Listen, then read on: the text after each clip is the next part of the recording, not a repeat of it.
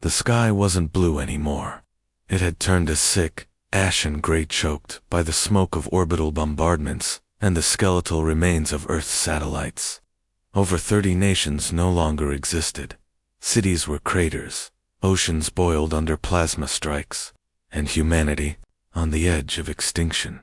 Commander Elian Ward was declared dead 6 years ago during the Battle of Europa's Edge, sacrificed in a last-ditch counteroffensive to delay the Threxian fleet. No body recovered, no black box, just a final message. Tell Earth I bought them time. Now, time had run out. General Ayla Trent stood on the observation deck of Skyhold, Earth's last floating bastion. Beneath her, miles of scorched wasteland stretched to the ruins of old New York. Above her, the Threxian flagship loomed like a dark god, preparing for the final strike. He would have known what to do, she whispered. He did. Came up, voice behind her. Ayla spun around and dropped her tablet. Alien stood there, dust-covered, battle-scarred, his eyes still the same sharp steel blue. But it wasn't possible, Elian, she breathed. I told you I'd buy time. I never said I wouldn't spend it. Before she could ask, the wall screens blazed red. The Threxian mothership had begun its descent. Elian, how are you alive? Because they made a mistake, he said quietly. They left me with a mind and I learned to hate them with it. He held out a device. Alien tech, bioluminescent, humming like it breathed. I didn't escape. I adapted. Ayla stared at it. What is that? Hope? Or a weapon? Maybe both? A rumble shook the tower. The enemy was minutes away. Ayla's command staff scrambled to battle stations. Alien just stood still, staring at the storm clouds outside. I spent 6 years inside their machines. Ayla, he said, voice tight. I know how they think. I know how they bleed. She stepped toward him, heart pounding. Then we fight. He nodded once. No, we win. Outside, lightning cracked. But it wasn't white or blue, it was gold. And for the first time in years, the sky changed, not from fire, but from something. Awakening.elian. Ward didn't sleep anymore. He couldn't not after what the Threxians did to him. They hadn't simply captured him after Europa's Edge. They had rebuilt him. Neural grafts, memory siphons. Their goal was simple. Turn him into a weapon against his own species. But they underestimated the human soul. Elian, Ayla said, her voice a mix of awe and caution. What did they do to you? They stood in the war room beneath Skyhold's command tower. The glow from Elian's alien device lit up his scars, some metallic, some raw, all inhuman. They tried to overwrite me, he said, but human minds aren't code. We're chaos, emotion, memory. They couldn't control it. He tapped the side of his head. So instead of becoming their weapon, I became their virus. The holographic display shimmered as Elian interfaced the device with the Earth defense grid. Threxian schematics bloomed into viewship interiors, fuel conduits, shield harmonics, secrets humanity had died for, now handed to them by one of their own. General Alla leaned closer. You infected their systems? I did more than that, Elian said. I connected to their queen mind. I lived inside their decisions. Saw the battles before they happened. He pointed to the central image, the Threxian flagship, the womb of silence. She's coming here to end it. And she thinks humanity is on its knees. Alla clenched her fists. She's right. We've got 2 days of energy reserves left. No orbital fleet. No air supremacy. One hit from that mothership and falls. Elian's eyes didn't flinch. Then we make her believe we've already surrendered. Lure her closer. And when she's within atmosphere, he activated the device. A golden pulse radiated through the war room. The digital map glitched, then reformed. Now burning with Threxian vulnerabilities highlighted in gold. We crash her into the Earth. With her own code. Ayla stared at the man she thought she lost forever. You sound like them, she whispered. No. he said softly. I sound like ooze when we finally stop running. Later that night, Ayla found Ela staring at the shattered earth through a glass viewport. You didn't tell me how you got back, she said gently. He didn't turn. I built a ship out of what was left in their womb. Spent years learning their tech, sabotaging their nodes. When I saw they were moving toward Earth, I launched myself into deep space with one goal: beat them home. She stepped beside him. You never stopped fighting. I never stopped thinking of you. Their eyes met, the storm beyond the tower, painting their faces in gold and shadow. I thought you were dead, she whispered. I was, he said. But you brought me back. Suddenly, the alert lights flashed. A technician's voice broke over the intercom. Threxian flagship descending into Earth's stratosphere. ETA, 5 hours. Allah looked at Elian. Is the code ready? He nodded once. When she steps into our sky, I'll make her regret everything. But as he walked away, Ayla noticed something. A faint golden vein running beneath his skin, like living circuitry. Alien, beautiful, dangerous.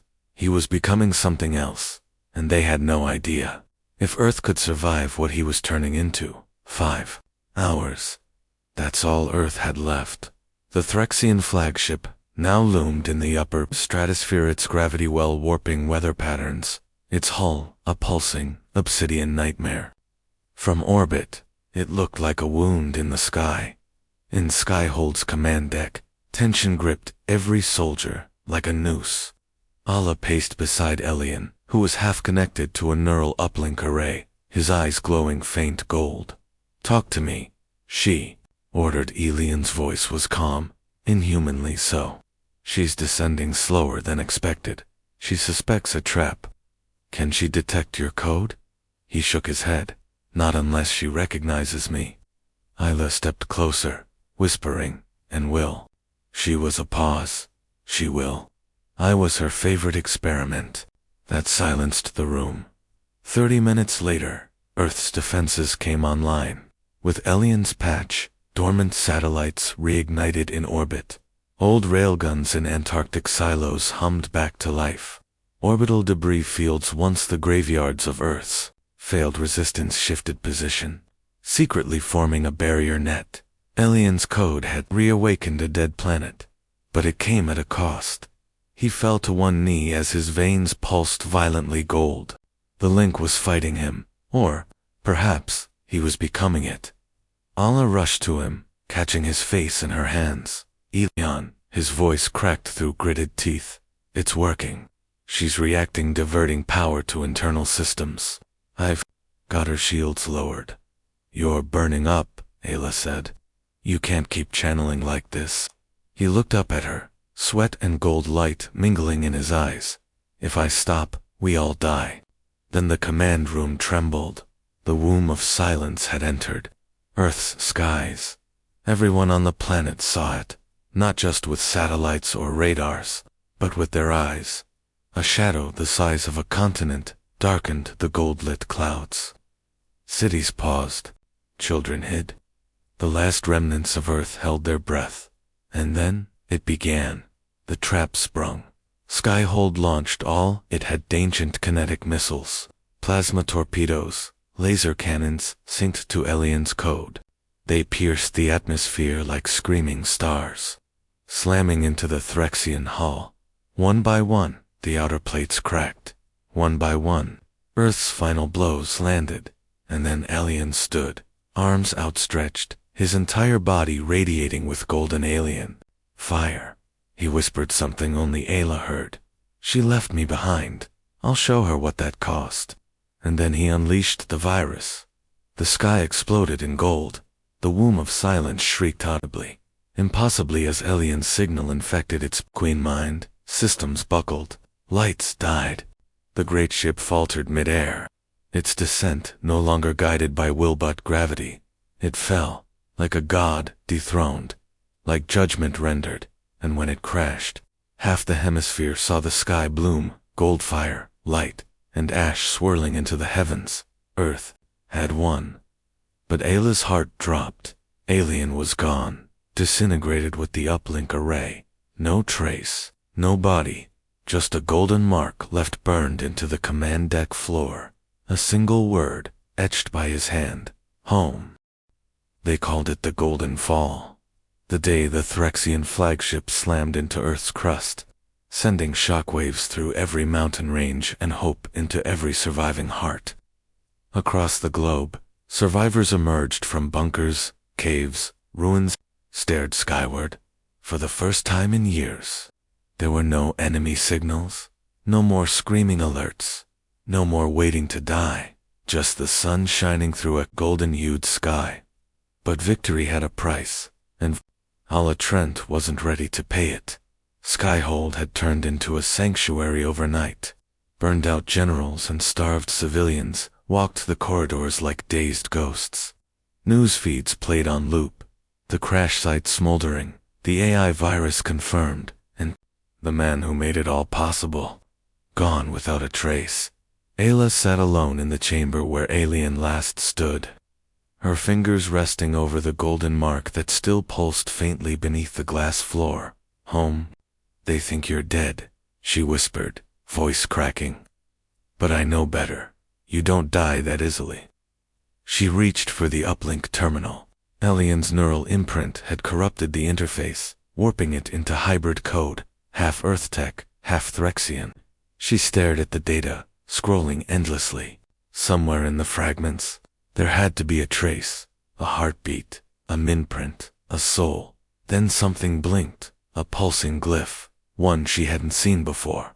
She leaned in and suddenly, the room went dark. Ayla woke up somewhere else. No. Not physically. Virtually. The space around her was alive with shifting light, echoing sound, fluid time. She was standing inside a digital realm inside the Threxian queen mind. And then he appeared, not in a body. Not exactly, but in memory. Light, thought Alien. She breathed. He turned. He smiled. But he looked different, less broken. More, evolved. You found me, he said. What is this place? She asked, voice trembling. The virus needed a mind to guide it, Alien said. So I became part of it. I couldn't let her die alone, or leave her unguarded. Ayla frowned. Alien nodded slowly. The queen mine. She wasn't just a machine. She was sentient, curious, terrified of us. That's why she fought. You're saying she wasn't evil. She was desperate, just like us. Ayla stepped closer. So what are you now? His eyes gold and human held hers. Something new, something in between. A pause. But still Alien. She moved to touch a hand. Their hands passed through one another. Will I lose you again? She asked. No, he whispered. I can't come back. Not in the way I was, but I can stay.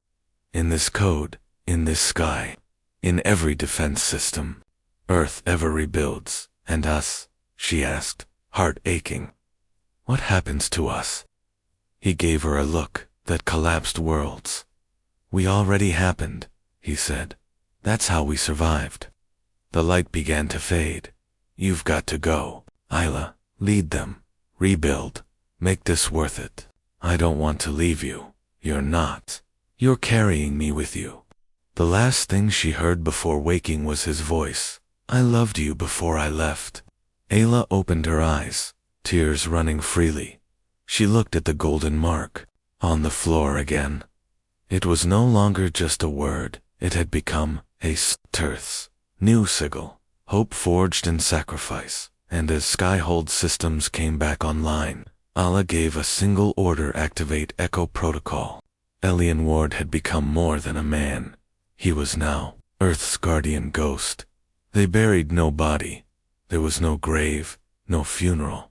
Because how do you mourn someone who became the sky? A year had passed since the Golden Fall. Humanity had risen from its ashes, unified by the impossible, a victory no one believed in, led by a man who should have been dust. The ruins of cities were now construction sites. The bunkers had opened, The stars once a battlefield became a frontier of hope again, and everywhere his name lived, Ilian Ward, the human who turned an enemy's mind into Earth's shield, the ghost who saved the future. General Ayla Trent stood at the edge of the impact crater where the Threxian flagship had fallen. Around her, golden structures grew, tech harvested from alien wreckage now repurposed into healing domes, power grids, launch towers. She knelt, touching the scorched soil. "He's here," she whispered. "Not metaphor, not grief, truth." The echo. Protocol Alayan's hybrid consciousness was now active in every system Earth-controlled. His voice, his instincts, his memories guided new decisions. Defense networks pulsed with his code. Satellites bore his name. And sometimes, late at night, when the sky was still, she heard him, a whisper in her neural link, a hum in the solar panels, a flicker of gold across the clouds. "Welcome back, Ayla," his voice said now through her cum. She smiled softly. "I knew you'd still be watching." "I told you," he said. "I never left." But peace never lasts. Not in the galaxy's dark. Days later, long-range scanners detected something strange, an anomaly near the edge of the Helix Gate. A massive construct, dormant, but alive. Not Threxian, older, stranger, and it had moved. Slightly, as if stirred by Earth's golden signal, Allah stood in Skyhold's new command tower, staring at the scans. "What do you think, Elian?" she asked aloud. His voice responded through the walls. "I think we woke something up." She nodded slowly. "Then let's meet it standing tall." He laughed, warm, human. "That's the Ayla I fell in love with." She turned to her officers. "Begin mobilization. Prepare for first contact." They looked at her nervously. "Is this war?" She shook her head. "No," she said, fire in her voice. "This is a new chapter." That night, children pointed to the sky, because it wasn't just stars anymore. It was gold, a soft shimmer across the heavens, like the whole planet had been kissed by memory. Mothers told stories of a man who never gave up. Fathers whispered legends of the sky turning gold. And Ayla. She stood alone on the roof of Skyhold, a small neural earpiece in her palm. "Alien," she said, "you promised you'd buy us time." "I did." His voice came, full of quiet joy. "Now, let's spend it right." And, above them, the sky blazed gold again, brighter than before. But this time, it wasn't a warning. It was a promise.